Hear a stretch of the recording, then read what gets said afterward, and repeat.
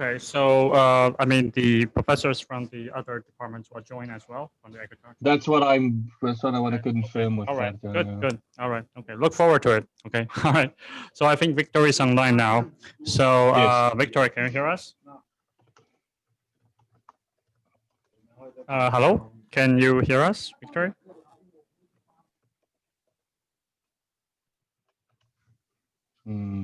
Hello, hello. You can hear me, right, Herman? Right? Yes, I can. Yeah. Okay, okay, all Vic- right. Okay. There's something in the All chat. right. Victory says he can hear you. So can No. no. We heard you for like a very brief like 1 second, maybe a little bit. Maybe you can try to rejoin. Yes, Retry. yes. Try Yeah. rejoining. Yeah. Okay. So yeah. So I guess tomorrow's idea is to maybe understand a bit more about what the other professors from the architectural side think, right? Yes. Yeah. And what their problems are basically. Yeah. Okay. All right. Victory, you're back. Yeah. Can you hear us? That doesn't The sound like it. I think the How about now? oh yeah, yeah. Ah, Great, yes. great, Now we can hear you. Great. great, great. All right. Just my Great. physical device was switched off. Sorry. Okay. No, no, Excellent. Ah, okay. All right. Thanks. So Victor, maybe you'd like to provide some updates first. Yes, yes. So Yeah, I'm just thanks. gonna share my screen quickly. Where is it now? Okay, I'm just gonna zoom in that. Can you see my screen? Yes. Okay. So I sort of made the changes. I wouldn't say in the order that it was given. It was sort of put all the points like sandwich in That's between. fine. So I think I had to rewrite this a little bit, the introductory part where it talks about smartphones. And then I used the case study for Amazon. They have this smart centers where they use robots to actually pack Ah, okay. their parcels. And I think there's like a reference there. So anyways, I don't know if you want to read it or I should just keep going with the commentary. I think that's You a can key continue point. with the. Yeah. Okay. So anyways, so the idea was to give examples. I think that was one of to sort of give physical examples of where it can be applicable. So I spoke about, the logistic companies or smart factories where multiple robots can communicate with one another through a network. And basically this rise in, devices has led to a demand for more robust and scalable systems. So I go into a bit more detail as to how the systems work, and that's where the spatial public pop sub architecture comes in. So they follow the pop sub architecture where there's a publisher, it broadcasts a message through a channel, and subscribers listening on this channel. So now the challenge again with the system is that there is one publisher, or like in I know there's multiple in it, but Okay. the idea is in just this tiny context now.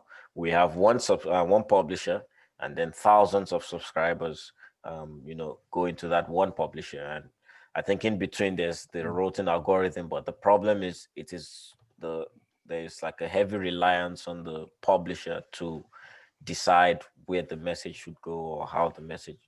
So Nice. Okay. in a case like that, the moment the devices go into the millions and billions, it means we need more server costs. And I think I put that there, more server costs or bigger server farms, or even more expensive, because cloud computing, for example, it's not quite, I don't think it's very affordable at the moment. It's still quite expensive to run. And so that's where, so this approach also means there's a single point of failure. So if anything was to go wrong with the publisher, then you have downtime problems or sometimes even data losses. Of course, platforms like Google and all that, they have some relatively solid systems. But again, the moment we start talking about billions of devices over the next couple of years, then it becomes a challenge. So so now I had to sort of go into spatial. I do remember Shunyun talked about adding spatially distributed example. I couldn't Mhm. really put it in the introductory section. I'm hoping I can use this here. So the way the smart devices are used in Amazon, for example, suggests they're spatially distributed in a space where the smart factory, the factory region rather, represents the space. And in this research, we aim to solve the potential PubSub challenges with a decentralized alternative, and that's where the title comes in. I think I should just um, make this italic a little bit. So again, the goal is to have, a decentralized spatial routing platform. The goal is to basically have the devices shared responsibility of performing computations. And this is where um, each node or each device acts as both a publisher and a subscriber. And again, with this approach, the resources are shared, or should I say, evenly distributed. And there's not necessarily one single point of failure. Again, that I think sort of comes in though when it comes to data storage. I'm not 100% certain about that. But again, like when one node goes down, at least the whole network is not down. There's still a way to route messages across the other devices. They are still connected with one another, even if one or two devices go offline. So we aim to do this by first developing a routing API, spatial technology, or I think I should say spatial routing API technology. This API will be able to identify the state of the device and the devices around it, also perform the necessary computations and send information to the relevant nodes. This API will be tested in a virtual environment for simulation purposes, and our goal is to basically to what's that? To develop a robust platform to handle millions of devices, starting with 1,000 of them as a case study. Also, that's in the in or what you call it for the simulation now. So I this would call platform that a starting with 1,000 of them as a pilot study instead of a case study. is a pilot study. Pilot study, yeah. Okay. And then it would then be deployed in a physical environment to evaluate its performance, which sorry, we then measure the performance based on its ability to establish and maintain connection. It looks like that's how normal PubSub is actually evaluated as well. Its ability to maintain connection between peers, the robustness, the latency, and the loss rate. This is our aim. And from 5G, so I don't know if this is scientific enough. I just put it anyways. We aim to develop a platform that sends data faster than 5G. That's the latency for 5G is about Okay, 30 milliseconds. Yeah, and our target is 10 milliseconds. cool, cool. I think that's space between that. Cool. Okay. Yeah. I think Herman, I think that's okay. The only thing I would once again just say is that I would say it's the final aim is to, if you go down slightly, Okay. the final aim is to deploy it in a physical environment and measure the performance. But in this paper that you will be submitting in Oh February or yes. March, you will not, Yes. you will only be reporting on the results of the pilot study. Okay. Yes. Yes. Actually. No. Because then a follow-up paper Maybe. could be when you physically deploy it in an environment. Yes. Cool. Study. okay, nice. Well, Victor, any other feedbacks from Herman? Yeah, I like the Amazon example. I think that grounds it nicely, and it's a real problem, and it's a where they have many robots. It also grounds it in the whole robotics as well, which I think is good. So yeah, I like that as a use case for making the problem real. I Yeah. guess the only comment maybe is the spatial, where the spatial information comes in. Um, okay, I think that's the No, I'm just wondering about this. So if you have smart devices, you have this. Where do you talk about the robots? You have 100,000 robots in the shipping environment. I guess the only thing I would, maybe some emphasis on the fact that, because it's in a factory and you're shipping stuff, you need to basically know where all the items are. So it's a bunch of spatial information that needs to be communicated the whole time in order to have efficient warehouse or something like that. I'm making this up as I go along just now. Okay. fine. All right. Good. Makes sense. All right. So yeah. All right. So I think some feedbacks is first, I really like how this is being now sort of presented and phrased in terms of a the factory scenario in Amazon, and also you talk about doing spatial in a distributed way. Okay, spatial computation. I think to point that out is quite important. Okay, I think that's very good. And a second thing is I'm wondering the decentralized spatial routing platform. Okay, that phrase, whether if changing that to decentralized spatial publish subscribe. Okay, what that might I'm just wondering if that might make it more specific. Okay, and also clear in the sense that we then understand, this is a publish subscribe problem. I like the way you present this is, this is a publish subscribe messaging problem, but in a spatial context. You see? Yes. And then you talk about why is it important to make it decentralized. Yeah. Right? Yeah. Okay. Yeah. I really like that logic. I mean, that logical flow. Okay. Okay. Because because it is publish subscribe at heart, right? But in spatial context, and then you face issue of scale, so you are seeking a decentralized approach to solve that. So maybe you can turn that into a decentralized spatial publish subscribe platform. Well, I don't know what do you think, and what does Herman think? Yeah, I think that's good. Yeah. Okay, I like that. Because spatial routing, it could be just routing packets, but I think what we're really getting at, and also the main contribution, is actually to provide a sort of an abstraction layer, which is called the spatial publish subscribe, but in a decentralized fashion, so that it's efficient and scalable, right? Okay. Yeah. That makes sense. Yes, it does. Okay. All right. Good. All right. So I think that nails the abstract. This really? from my point. Yeah.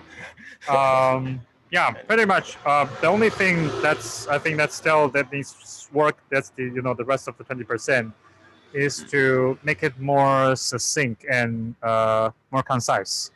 I think probably the length can be cut down maybe to 1/2 of the current size. Okay. Really? With the same information content. Okay. I believe it's doable. Okay. But that's not the point now. Yeah. Yeah. And you could easily just move this to the app to the introduction, right? And then you whittle this down to a shorter abstract, which, as Union says, has still got pertinent detail. Abstract should be shorter than this, but I think it's quite good. It's quite good in its current. I mean, yeah. Okay, good. So I guess the next step, Herman, what do you think should be the next step on this? Okay, so I guess the next thing, so if we work from our goal backwards, I guess the next question is, what is the result that you want to show? Well, what is the figure or the table that you show that people says, okay, wow, this is working. We should look at this in more detail. So how does that figure or how does that graph look? and what does it have on it. I think that's because we know that, then you can design your experiment in order to generate that result. Okay. I remember. And I would guess that you want to have a number of nodes or robots you want on the x-axis, and then on the y-axis you probably want the latency and you want the packet loss. Yes. And I guess you would also want the you probably want something like the throughput as well, which is, in other words, the number of bytes per second, or bits per second, which is being transmitted. And then in terms of robustness is going to be interesting at this stage, but maybe in terms of what do you call it, consistency. And consistency is basically how accurate the network is. In other words, how well are you what's the average correct connectedness of each node, if you want to think about it like that. In other words, if someone is supposed to be your neighbor, are you aware of him, and is he your neighbor, basically? Well, that's probably less. Yeah, that's probably less important. Although if your consistency falls to that it breaks down at some point, then you won't have communication paths anymore. But yeah, you do need some kind of you definitely need something which shows the scalability, and then in terms of these metrics that you have. Okay. Yeah, good. Fully agree. It's actually, I can share with you when I did my PhD, the paper.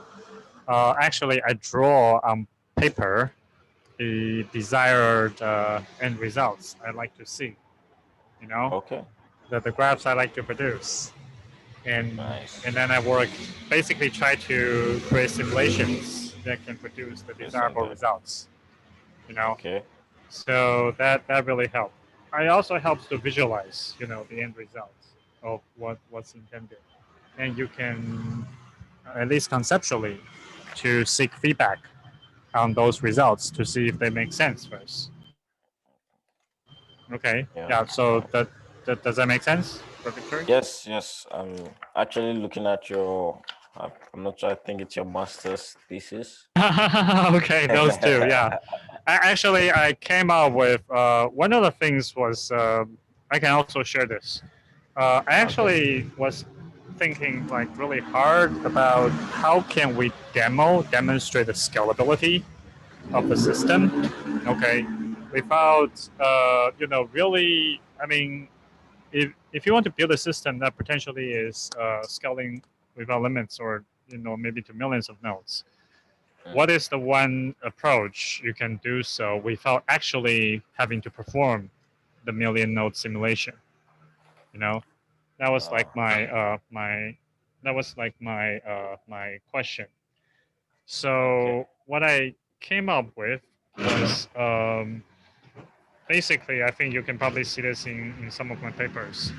It's a graph where the x-axis is number of nodes, total nodes in the system, and the y-axis is actually the bandwidth consumption per node, for example. Okay. Yeah. So what you see is that as the number of total nodes increase, the bandwidth consumption actually levels off. Okay. It doesn't increase linearly, because if it increases linearly, then that means at some point you will become unscalable, right? Yes. Because whatever that there's bound to be some limit per device, so to speak, right? But if the per device bandwidth usage can be bounded, then that literally means you can continuously add nodes to the system without breaking it. Yeah. Okay, that makes sense, right? Does it make sense? Does it make sense? Okay. So I am thinking about maybe something similar, but maybe you can come up with something else. Okay, definitely if you can think of something else, or even to better convey or improve on that. Like for example, how would you describe the key properties of the system using a few graphs? Okay, and I will argue that even just like 1 to 3 graphs, even like one graph, okay, can show the most important characteristic of the system. Yeah. Okay, and that's it. But obviously, having 2-3 graphs would be would be nice, showing different aspects. Like latency is one, right? Yeah. And as Herman mentioned, also correctness. I think Yes. the consistency is also important because even if you have a system that is highly efficient, right? It uses a little bandwidth, for example, and very low latency, but the positions are all wrong. Okay, you see, Makes sense, it stops to be useful. Okay, at least in certain scenarios. Okay, so yeah, try to come up. I would argue in at least the consistency or the quality is one, and then it's the efficiency or performance are the others. And also how do you demonstrate the scalability? Okay. Okay. Yeah. All right. So Herman, you have any feedback or anything to add? Yeah, so I think once you have that, then the next thing would be to say, okay, but how do you go about simulating that? What are you going to use? Are you going to use the system of that Miguel developed as a starting point to measure these things, or are you going to look at what was that other thing we used, or something like Omnet or something like that? But I mean, once you know what the figure looks like, then the next step would be to say, okay, what simulation or emulation environment are you going to use to generate these results? And then I guess you need to plan, because then you can basically, once you know what that figure is, you can basically write that section which says this is what the experiment looks like, this is how you set it up. You can have a dummy graph in there saying this is what the figures looks like. You can even write a dummy discussion about it. But you could basically write that part of the paper already, and then what you do, and then the next step is to say, okay, now let's go and develop the system or develop the simulation so that you can actually go and run the experiment and measure those results. Because then you just put those results into your paper, and then you're ready to submit. After you modify your discussion based on what the experimental results show. Actual results were okay. Yeah. That's interesting. That's like working from the back to the front. Yeah. Oh. Yeah. Exactly. I mean, if the results are now completely different from what you were expecting, I mean, then you discuss that.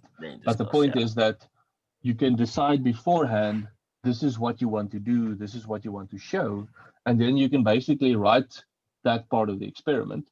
And once you've done that and you're busy developing the spatial routing algorithm, then you can basically write the description of the spatial routing algorithm, which says this. I mean, you could even do your design on paper. I mean, the paper design of the, and what I mean with design on paper is where you sit down with a pen and paper and just figure out how the spatial routing will work. You could even do that as part of the paper and then implement it and see, does it work as you expect it to work? And then you can go back and adjust, until you get something which is working. But the advantage, would basically be that if you do it as part of the paper that you want to submit, then you basically have already written that part of the paper. That's what you mean. Sure. Okay, it's quite interesting. Just okay. Yeah. So is it clear, Victor? Yes, it is. All right. So I think to draw the dummy graphs, of the results, and really think hard about, what would you like to see in the end.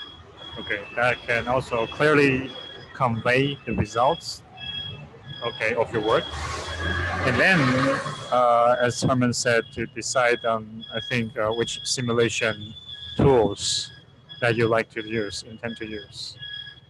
Okay, and I would I would suggest too to that when you're doing this, try to do a bit of the evaluation in terms of which tool might you be more comfortable to work with. Okay. And also that you feel that you might be more resource or expertise knowledge that you can sort of you're able to consult with. Okay. Okay. So basically, try to figure out what would work best for you, Yeah. in terms of the most handy tools to generate, these Okay. results. Yeah. Okay. Yeah, that's fine. Usually I use MATLAB with my graphs, but I think I might have to go back to JavaScript. Okay. Yeah, Okay. Yeah. which basically means you're gonna have using the system that Miguel developed and building on top of that. If I Yes. understand Yes. you correctly. Yeah. Exactly. Yeah. Well, I mean that system already has or should have an implementation of Von in there. And then the part will be figuring out what is the part you actually need to add to that so that you can actually measure the things that you want to measure. Yeah. Exactly. Okay. But that should be a shorter path than having to develop something like Von from scratch in MATLAB. Yes, definitely. Definitely. Okay. Okay. Yeah. At least you have some foundation to build on. Right? You have some Yes, basis. exactly. Yeah. I mean, Um, I would also not assume that everything in Miguel's code works correctly. I mean, I would also just interrogate that. No, I It remember is, I struggled a bit. I had to add some. I had to help with a friend. A friend also helped me.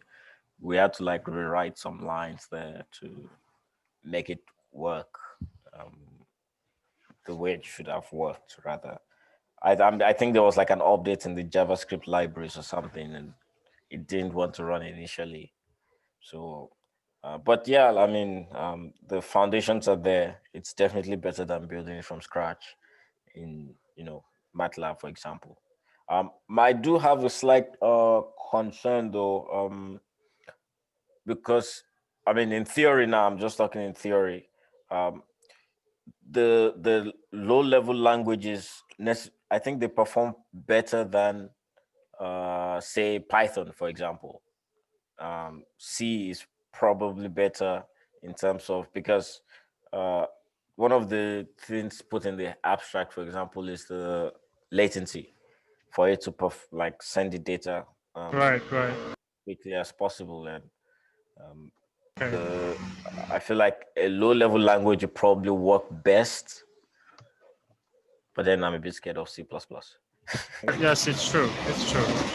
Although I would frame this problem this way, though, which is try to get something done first. Okay. You see, Okay. the question you have to ask yourself is, what is the quickest path to take that you can get the skeleton working? You see, Okay. by skeleton I mean the skeleton of your work. Okay. So, if you get your skeleton working, meaning, okay, you can run, okay, even if not 1,000 nodes, let's say that might be too computational expensive, but you are able to run 100 nodes, right? And simulate that and then get results, adequate results, consistency, and maybe on latency as well. Okay, so even if the latency numbers they're not that great. Okay, maybe they are like 3, 5, 10 times than you expected. But you do have some results, you see? Okay. Then the question becomes how you improve your current work to improve the efficiency or the consistency, which is entirely different from how do I demonstrate the core characteristics of scaling. Okay. You see? Or even the correctness of your protocol, for example, which is actually the more important part. Okay. Okay, so does that make sense? It makes sense. So focus on basically getting the result first. Exactly. Get the first version done. There's a saying, done is better than perfect. Okay. Which is kind of like a golden rule in the startup world where time is money. You know, done is better than perfect. I assume it also applies in the research world. Okay. Yeah. So yeah, and that's actually the key, I think, to all the masters. They actually get things done first and then improve incrementally. Makes sense. All right. All right. So any other questions from Victor? For now. Victor? No? Okay. not for All now, right. yeah. So Also, just from my side, I'm not going to be able to attend Thursday morning's meeting. I've got Okay. another meeting at 8, unfortunately. But you're obviously more than welcome to continue without me. But yeah, I'll speak to you tomorrow, Shunyun. yes, no problem. Yeah. Cool. So yeah, Okay. no worries. I'll Thank you, check sir. with Victor on Thursday. Yeah. All Okay, right. cool. All right. So Cool. take care Thank you. and thanks. Good All right. work. Sir. Look forward to your work on you. Thursday. All right. Yeah. Bye bye. Cool. Yes. Bye.